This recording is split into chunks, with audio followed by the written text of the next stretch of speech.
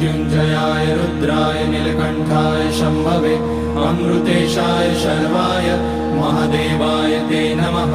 नमस्तेऽस्तु भगवन् विश्वेश्वराय महादेवाय त्र्यम्बकाय त्रिपुरान्तकाय त्रिकाग्निकालाय कालाग्निरुद्राय नीलकण्ठाय मृत्युञ्जयाय सर्वेश्वराय सदाशिवाय श्रीमान् महादेवाय नमः।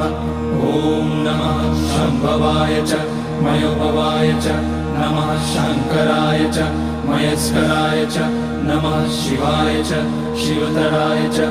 ॐ त्र्यम्बकं यजामहे सुगन्धिं पुष्टिवर्धनम् उर्वारुकमिव बन्धनान् मृत्योर्मुक्ष्यमामृतात्।